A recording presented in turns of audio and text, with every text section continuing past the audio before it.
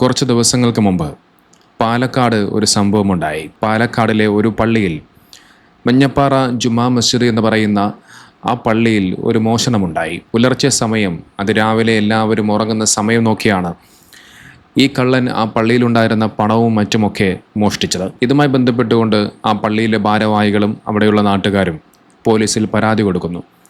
പരാതി കൊടുത്തതിന് ശേഷം പോലീസിന് തുടക്കത്തിൽ തന്നെ ആദ്യം കള്ളൻ ആരാണ് എന്നുള്ളത് കണ്ടുപിടിക്കാൻ സാധിച്ചില്ല. പിന്നീട് ശക്തമായ അന്വേഷണത്തിനൊടുവിൽ സൈബർ സെല്ലിൻ്റെയും മറ്റുമൊക്കെ സഹായത്തോടുകൂടി ടവർ ലൊക്കേഷനുകളും മറ്റുമൊക്കെ കേന്ദ്രീകരിച്ചൊക്കെ നടത്തിയ അന്വേഷണത്തിൻ്റെ ഭാഗമായി 48 മണിക്കൂറിനുള്ളിൽ ആ പള്ളിയിൽ മോഷണം നടത്തിയ വ്യക്തിയെ പോലീസ് പിടികൂടി. പാലക്കാട് റെയിൽവേ സ്റ്റേഷനിൽ നിന്നാണ് ഈ കള്ളനെ പോലീസ് പിടികൂടിയത്. കള്ളനെ പിടികൂടുന്നതിൻ്റെ ഭാഗമായിട്ടുള്ള പോലീസിൻ്റെ അന്വേഷണത്തിൽ ഏറ്റവും വലിയ നിർണായകമായി മാറിയത് CCTV ഫുട്ടേജ് ആയിരുന്നു. അത്തരത്തിൽ ആ ഭാഗങ്ങളിലുള്ള CCTV ദൃശ്യങ്ങൾ പോലീസ് പരിശോധിക്കുന്ന സമയത്ത്, ഈ മോഷണം നടന്ന സമയത്ത് ആ ദിവസം ഒരു വ്യക്തി കണ്ടു കഴിഞ്ഞാൽ നല്ല മാനിനെ പോലെ നല്ല ഉസ്താദായ ഒരു മനുഷ്യൻ, നല്ല വെള്ള വസ്ത്രവും തലയിൽ നല്ല തലപ്പാവൊക്കെ ധരിച്ചിട്ടുണ്ട്.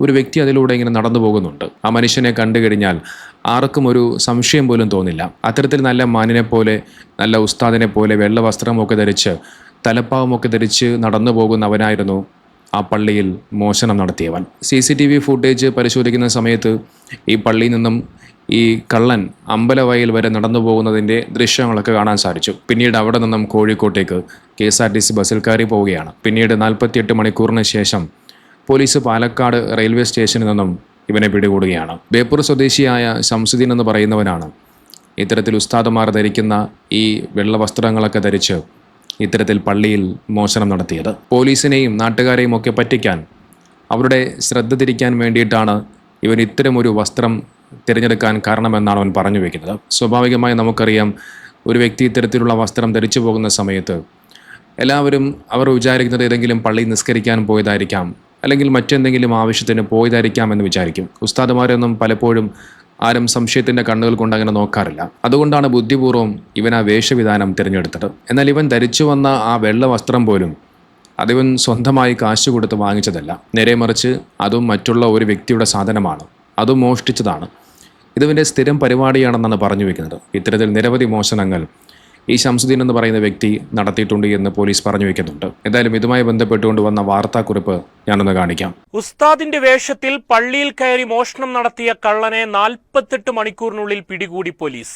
പഴുതടച്ചുള്ള അന്വേഷണത്തിനൊടുവിൽ പാലക്കാട് റെയിൽവേ സ്റ്റേഷനിൽ വെച്ചാണ് ബേപ്പൂർ അരക്കിണർ സ്വദേശി ഷംസുദ്ദീനെ പോലീസ് അറസ്റ്റ് ചെയ്തത്. ബുധനാഴ്ച പുലർച്ചെയാണ് ഷംസുദ്ദീൻ ഉസ്താദിന്റെ വേഷത്തിലെത്തി മഞ്ഞപ്പാറ ജുമാ മസ്ജിദിൽ നിന്നും പണം കവർന്നത്. മോഷ്ടിച്ച പണവുമായി ഇയാൾ അമ്പലവയൽ വരെ നടന്നുപോയി. അവിടെ നിന്നും കോഴിക്കോട്ടേക്കുള്ള KSRTC ബസ്സിൽ കയറി പോവുകയായിരുന്നു.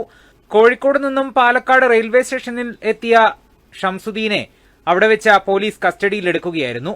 മോഷണ വിവരം അറിഞ്ഞതു മുതൽ പഴുതടച്ച അന്വേഷണം അമ്പലവയൽ പോലീസ് ആരംഭിച്ചിരുന്നു. CCTV ദൃശ്യങ്ങളാണ് ആദ്യം പരിശോധിച്ചത്.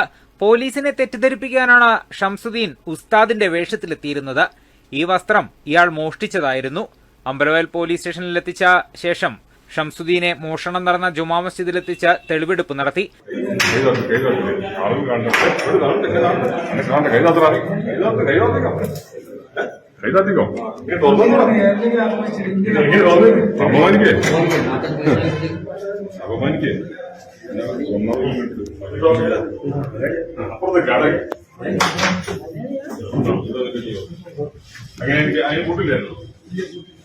പ്രതിയെ പിന്നീട് കോടതിയിൽ ഹാജരാക്കി. ബിനേഷ് മാത്യു, വയനാട് വിഷൻ, അമ്പലവയൽ. നമുക്കിത് കേൾക്കുമ്പോൾ നമ്മളെ സംബന്ധിച്ചിടത്തോളം ഇതൊരു നിസ്സാരമായ സാധാരണ ഒരു മോശനമെന്നൊക്കെ തോന്നാം. പക്ഷേ ഇതിൻ്റെ പിന്നിൽ ഒളിഞ്ഞിരിക്കുന്ന വലിയ അപകടം, വലിയ വിപത്ത് നമ്മളെല്ലാവരും തിരിച്ചറിയേണ്ടതുണ്ട്. ഉസ്താദുമാരുടെ വേഷം ധരിച്ചെത്തിയ ഈ കള്ളൻ മറ്റേതെങ്കിലും ഇതര മതസ്ഥനായ ഒരു വ്യക്തിയായിരുന്നുവെങ്കിൽ എന്തായിരിക്കും സംഭവിക്കുക? ഇനി അതോടൊപ്പം തന്നെ ഈ വേഷവിധാനം ധരിച്ചുകൊണ്ട് ഏതെങ്കിലും ഒരുത്തൻ അമ്പലത്തിലോ ചർച്ചിലോ പോയി മോഷണം നടത്തിയിരുന്നുവെങ്കിൽ എന്താകുമായിരുന്നു അവസ്ഥ? നമുക്കറിയാം, കഴിഞ്ഞ കുറേ കാലങ്ങളായി നമ്മുടെ നാട്ടിൽ വർഗീയതയുമായി ബന്ധപ്പെട്ടുകൊണ്ട് ഒരുപാട് വിഷയങ്ങൾ നടക്കുന്നുണ്ട്. വിദ്വേഷ പരാമർശങ്ങൾ നിരന്തരമായി നടക്കുന്നുണ്ട്. ചെറിയൊരു തീപ്പൊരി മതി, ആ തീപ്പൊരി നിന്നും അതിനെ ആളിക്കത്തിച്ച് അത് വർഗീയതയുടെ വലിയൊരു തീക്കുണ്ടാരമാക്കി മാറ്റാൻ കാത്തിരിക്കുന്ന ഒരുപാട് ആളുകൾ നമുക്ക് ചുറ്റുമുണ്ട്. അത്തരം ആളുകളെ സംബന്ധിച്ച് അവർക്ക് ഊതിവീർപ്പിക്കാൻ നിസ്സാരമായ ചെറിയൊരു കാരണം മാത്രം മതി. സത്യം എന്താണെന്ന് പോലും നോക്കാതെയാണ് പലപ്പോഴും അത്തരം ആളുകൾ ചാടി വീഴുന്നത്. ഇത്തരത്തിൽ ഏതെങ്കിലും ഒരു വ്യക്തി ഉസ്താദുമാരുടെ വേഷം ധരിച്ചുകൊണ്ട് ഏതെങ്കിലും അമ്പലങ്ങളിൽ ചെന്ന് മോശനം നടത്തിക്കഴിഞ്ഞാൽ പിന്നീട് അതിനെ വർഗീയപരമായി ചിത്രീകരിച്ച് മതം കൂട്ടിച്ചേർത്ത് അതിനെ വലിയ രീതിയിലുള്ള വിഷയങ്ങൾക്ക് കാരണമാക്കി തീർക്കും. നോക്കി പറയപ്പെടുന്ന കള്ളൻ എന്തായാലും ആ പള്ളി കൃത്യമായി നിരീക്ഷിച്ച് മനസ്സിലാക്കിയ ഒരുത്തനാണ് എന്നുള്ളത് മനസ്സിലാക്കാൻ സാധിക്കും. ഇങ്ങനെയും കുറേ ആളുകളുണ്ട്. പള്ളിയിൽ നിസ്കരിക്കാൻ വേണ്ടി വരുന്നതിന് പകരം മോഷ്ടിക്കാൻ വേണ്ടി പദ്ധതിയിടുന്ന ഇതുപോലെയുള്ള കുറേ എണ്ണം. ഇതുപോലെ മുമ്പും കുറേ സംഭവങ്ങൾ ഉണ്ടായിട്ടുണ്ട്. പള്ളിയിൽ നിസ്കരിച്ചുകൊണ്ടിരിക്കുന്ന സമയത്ത് അവിടെ നിന്നും ആളുകളുടെ പേഴ്സും മൊബൈലും ഒക്കെ മോഷ്ടിച്ചു കൊണ്ട് ഓടിപ്പോകുന്ന സംഭവങ്ങൾ. ഇതോടൊപ്പം 2 ദിവസങ്ങൾക്ക് മുമ്പ് ഒരു വാർത്ത കാണാനിടയായി. വല്ലാതെ വിഷമം തോന്നിയ പ്രയാസമുണ്ടാക്കിയൊരു വാർത്തയായിരുന്നു അത്. ഗുജറാത്തിൽ ഗോവധം ആരോപിച്ച് കസ്റ്റഡിയിലെടുത്ത ഒരു യുവാവിനെ പോലീസ് ജീപ്പിൻ്റെ ബോണറ്റിൽ തൂക്കിയിട്ട് ക്രൂരമായി മർദ്ദിക്കുന്നുവെന്നുള്ളൊരു വാർത്തയായിരുന്നു അത്. അതിൻ്റെ വീഡിയോ ദൃശ്യങ്ങളൊക്കെ സമൂഹ മാധ്യമങ്ങളിലൂടെയൊക്കെ പ്രചരിക്കുന്നുണ്ട്. യൂട്യൂബിൻ്റെ പോളിസിക്കെതിരായതുകൊണ്ടാണ് ഞാൻ ആ വീഡിയോ ദൃശ്യം ഇവിടെ കാണിക്കാത്തത്. വളരെയധികം സങ്കടം തോന്നിപ്പോകുന്നൊരു കാഴ്ചയാണ്. ഒരു പാവം മുസ്ലിമായ ഒരു സഹോദരനെ വണ്ടിയിലിട്ട് അതിക്രൂരമായി മർദ്ദിക്കുന്നു.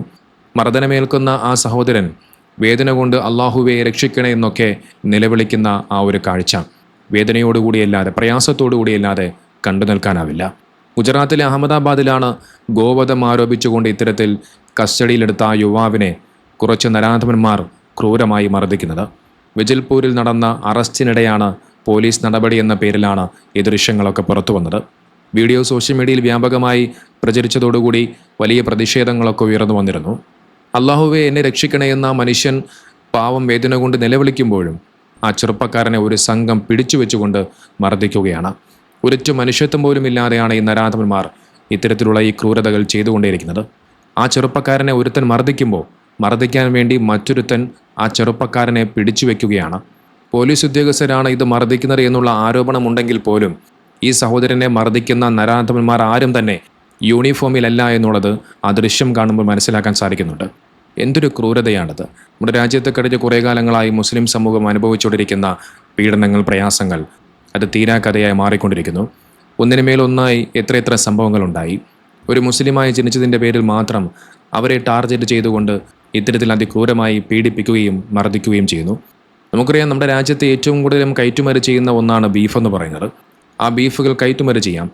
പക്ഷേ ആ ബീഫ് കഴിച്ചു കഴിഞ്ഞാൽ അതിവിടെ ഗോമാതാവിനെ ഭക്ഷിക്കുന്നതിന് തുല്യമാണ്, ഗോമാതാവിനെ കൊല്ലുന്നതിന് തുല്യമാണ് എന്നൊക്കെ പറഞ്ഞുകൊണ്ടുള്ള ഇത്തരത്തിലുള്ള ആരോപണങ്ങൾ പറഞ്ഞു വെച്ച് ആ മനുഷ്യരെ ആക്രമിക്കുകയൊക്കെ ചെയ്യുന്നു.